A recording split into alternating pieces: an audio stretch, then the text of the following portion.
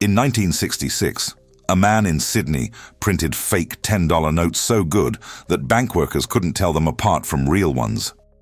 Australia's response wasn't to make better paper, it was to abandon paper completely. Today, every note in your wallet is made of plastic invented by CSIRO, and more than 45 countries have copied the technology. Your money is one of the most advanced pieces of science you'll ever touch, and almost nobody knows how it works. Pull a $5 note out of your wallet. Go on, bend it, fold it in half, try to rip it. You can't. That note is made of plastic, not paper. Plastic. And if you've ever traveled overseas and handed someone a $10 note, you've probably seen the look on their face. They hold it up to the light. They bend it. They don't believe it's real money. And that's fair enough. Because for most of human history, money was made of paper, or metal, or sometimes animal skins. Australia looked at all of that and said no. We're going to print money on see-through polymer. And the reason we did that is genuinely one of the wildest stories in Australian history. It starts with a criminal in a Sydney garage in 1966, and it ends with more than 45 countries copying our homework. But here's the part that no one explains. That $5 note in your hand is worth about $3.50 right now. Your dollar is called a dollar. It's not worth a dollar. Not an American one anyway. And if you've ever tried to work out why, if you've ever opened a currency converter and thought, hang on, why does this number keep changing? You're not alone. I had to read about exchange rates 3 separate times before anything clicked. The system is confusing on purpose. Not because anyone made it confusing, but because what your dollar is worth depends on about 6 things happening at once, on the other side of the planet, that nobody told you about. So here's what we're really asking. How does a country of 26 million people end up with the 6th most traded currency on Earth? What actually decides whether your dollar buys more or less tomorrow? And why did solving a counterfeiting crisis in the 1960s accidentally turn Australia into the country that reinvented money itself?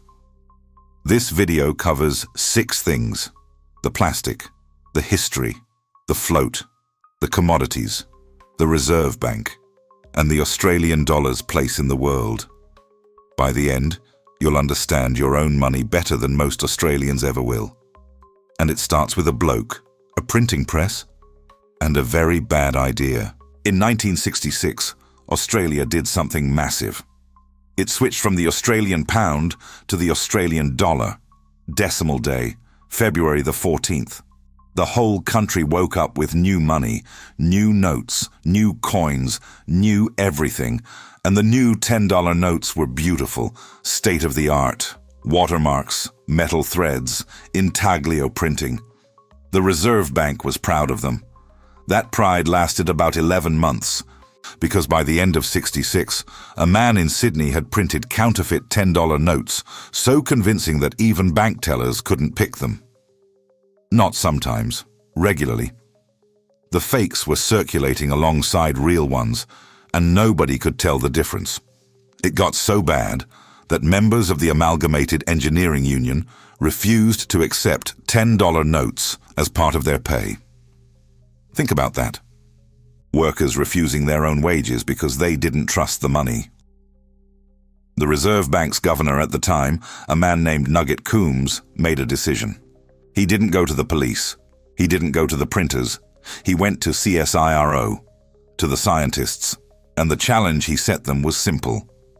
Can you make a banknote that is impossible to forge? Now picture a young polymer chemist named David Solomon. He's at CSIRO, he's brilliant, and one day a visitor from Japan hands him a business card printed on plastic. Solomon stares at it. He turns it over, and he thinks something that nobody in the history of money had ever seriously considered. What if we didn't print money on paper at all? What if we printed it on plastic? That question launched a 20-year project. 20 years. The team figured out that the real vulnerability of paper money wasn't the design, it was the material.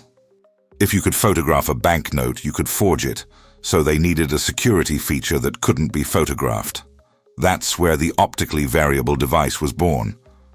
You know that little transparent window on your notes? The one that changes color when you tilt it? That's not decoration. That's a piece of physics embedded in polymer. No home printer, no commercial press, no garage operation can replicate it. The note itself is made from biaxially oriented polypropylene, same family of plastic used in industrial packaging. It lasts 2.5 to 4 times longer than paper. It survives the washing machine. It survives the ocean. It survives your back pocket in a Queensland summer. The first polymer note hit circulation in 1988. A commemorative $10 note for the bicentenary. By 1996, every single denomination had switched over. Australia became the first country on Earth to run an entirely polymer currency. Paper money was gone. That's wild when you think about it. Today, more than 45 countries use polymer banknotes. The UK switched. Canada switched. Brunei is switching right now in 2026. And the technology they're all using traces directly back to that CSIRO lab and that business card printed on plastic. The fact that Australia invented the most secure banknote in the history of money, and most Australians have no idea, is honestly one of the great untold stories of this country. Paper money is like a sandcastle. It looks solid until it gets wet. Polymer is the seawall, but knowing what your money is made of only answers half the question. The other half is what it's worth. And to understand that, you need to understand what a dollar actually is. Here's the thing. Nobody says out loud. A dollar is not a thing. It's a promise. There's no gold sitting in a vault in Canberra backing up your $5 note. There hasn't been since the 1970s. Your money has value because everyone agrees it has value. That's it. The government promises to accept it for taxes. Businesses agree to accept it for goods. You agree to work for it. And as long as everyone keeps agreeing, the whole thing works. The moment they stop, it doesn't. That's not a conspiracy. That's literally how every modern currency on Earth operates. It's called fiat money. Fiat, from the Latin, meaning let it be done. The government says this is money, and so it is. Now, if that makes you slightly uncomfortable, good. It should. Because it means the value of your dollar doesn't live inside the note. It lives in the system around it, and that system has a history. Until 1983, the Australian government decided what the dollar was worth. Every day, someone at the Treasury would set the exchange rate.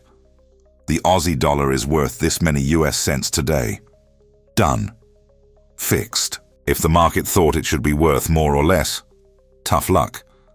The government had the number, and the government stuck with it.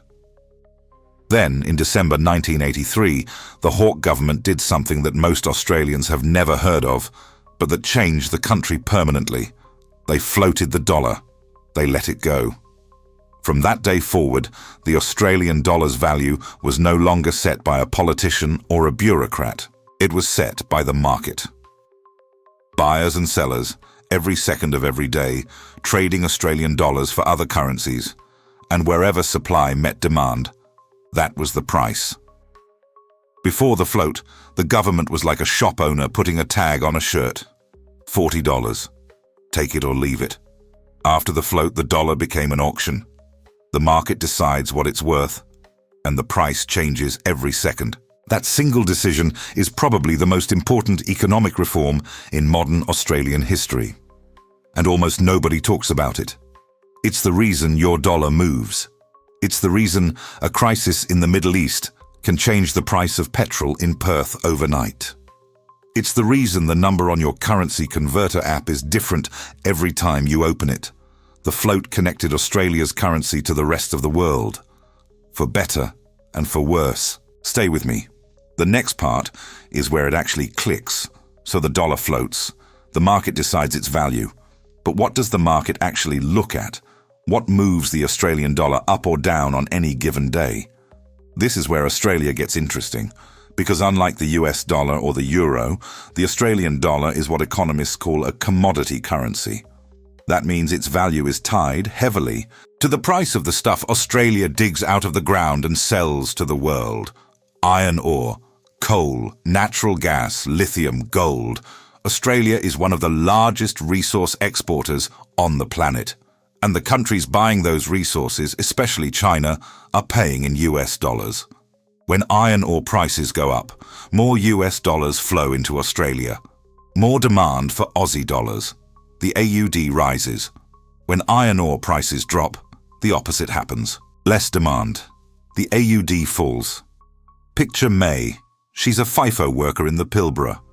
2 weeks on, 1 week off, at an iron ore mine in the middle of Western Australia. She doesn't think about exchange rates. She doesn't check Forex apps.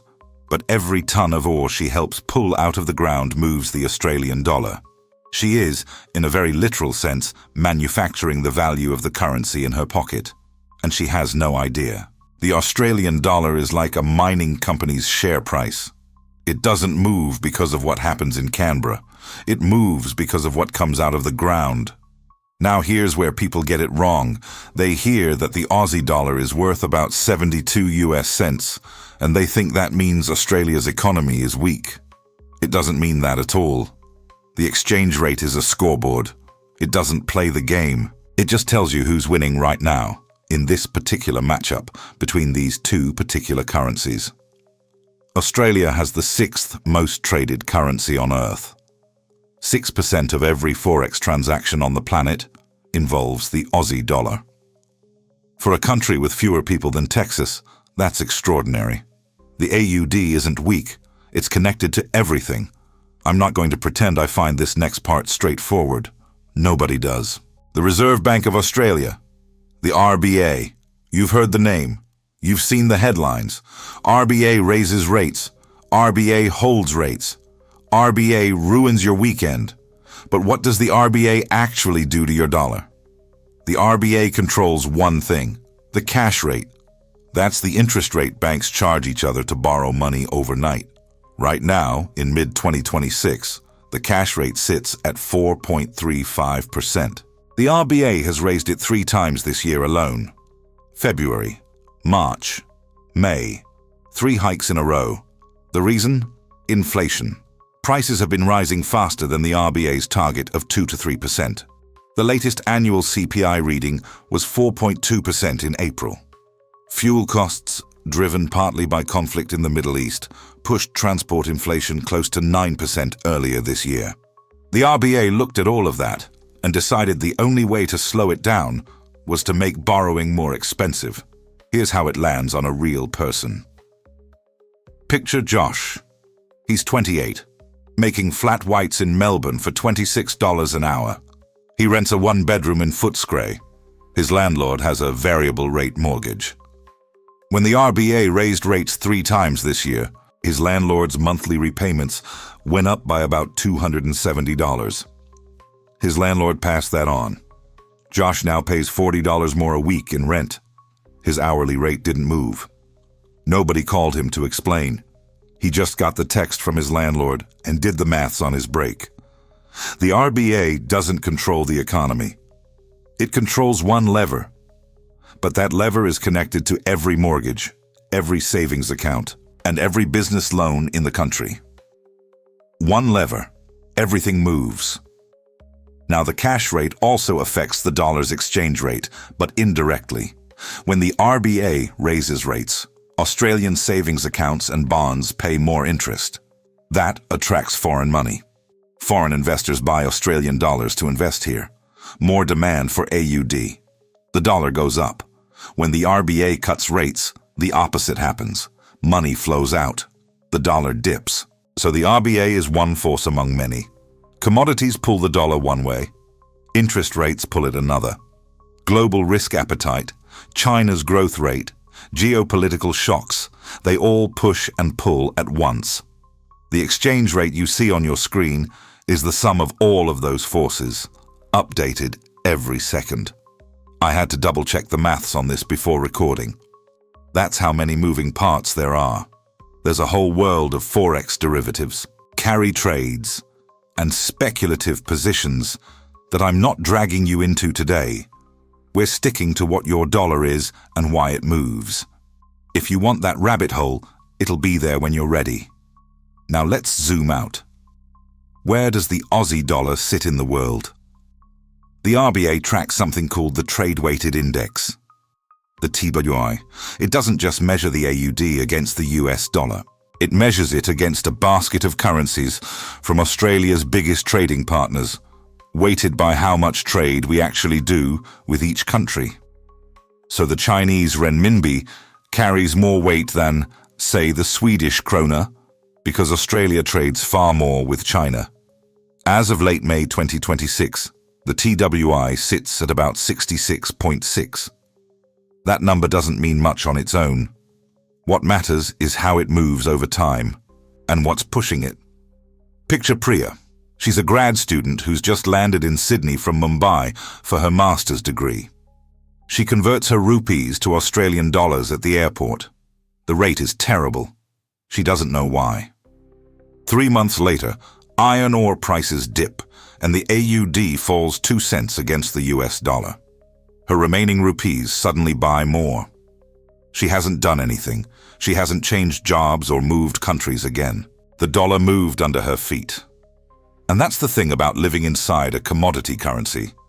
The ground is always shifting. You just don't always feel it. Right now, in 2026, the Australian dollar has been on a run. It started the year at about 67 US cents and has climbed to around 72. That's partly because the RBA has been raising rates, which attracts foreign capital. Partly because commodity prices have held firm despite global uncertainty.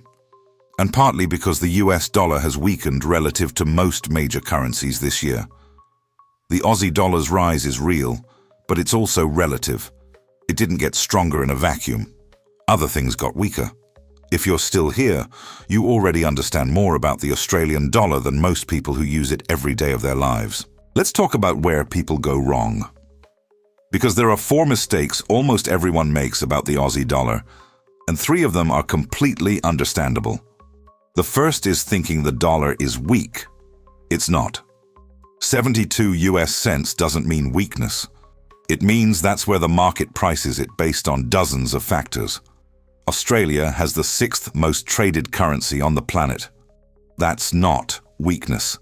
That's deep, liquid, globally integrated.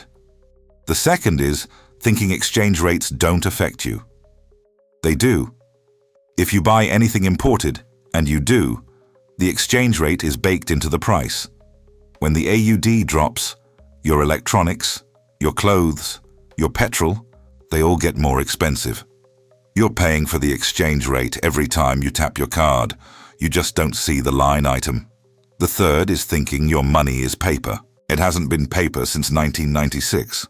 It's polymer, invented here, exported to more than 45 countries. You're carrying one of the most sophisticated pieces of material science in human history in your back pocket, and you probably threw it in the wash last Tuesday. The fourth is thinking the RBA controls the dollar. It doesn't. Not since 1983. The RBA controls the cash rate, which influences the dollar. But the market sets the exchange rate. The RBA is one voice in a very loud room. Every situation is different. What you've just learned is the framework, not the answer for your specific circumstances. So what does all of this mean in practice? A few things you can actually do with this knowledge. If you're planning a trip overseas, don't convert your money at the airport. The rates there are built to take a margin. Check the mid-market rate online first, so you know what you should be getting. If you're watching the news and the AUD drops, look at what caused it before you panic. Was it a commodity price shift? A rate decision? A global event? The why matters more than the number. If you're saving, understand that the RBA's cash rate directly affects what your savings account pays. When rates go up, your savings earn more, but your rent might go up too. And if you want to check where the dollar sits right now against all of Australia's trading partners, not just the US, the RBA publishes the trade-weighted index on its website. It takes 2 minutes to find, and it gives you a far better picture than the AUD/USD number on its own. Now, let's bring this home. You started this video with a $5 note, and you asked a simple question: why is it plastic? The answer turned out to be a 20-year science project launched by a counterfeiting crisis in the 60s, led by CSIRO, and resulting in the most secure banknote technology ever created. A technology that Australia now exports to the world. That's the physical answer. But the deeper question was never about the plastic. It was about the value. Why is this note worth $5? Why was it worth more last year and less the year before? Why does a conflict in the Middle East change the price of your groceries in Adelaide? And the answer to all of those questions is the same. Your dollar lives inside a system of floating exchange rates, commodity exports, central bank decisions, and global capital flows. The polymer keeps the note in your wallet. The system decides what it can buy. 3 things worth remembering. 1. Your money is made of plastic, because in 1966, a forger proved that paper wasn't secure enough, and Australia responded by inventing the most secure banknote in the world. 2. The value of the Australian dollar isn't set by the government. It hasn't been since 1983. It's set by global markets, and the single biggest factor is the price of the commodities that come out of Australian soil, especially iron ore. 3. The same question, what is my money worth, has 2 answers. One is physical, polymer, indestructible, invented here. The other is invisible, confidence, trade, interest rates. And that invisible answer changes every second of every day. It's what decides whether your life gets more expensive or cheaper tomorrow. The compulsory super system, the tax brackets, the home loan market, they all connect to this. If you want to go deeper on any of those, the Reserve Bank of Australia's website is one of the best starting points. And the Barefoot Investor remains a solid Australian-specific entry into the bigger picture. If you want to check your own dollar's performance right now, log into the RBA's exchange rates page. It takes 30 seconds. Most Australians will use their currency every single day of their lives without ever learning where it came from, what it's made of, or what makes it move.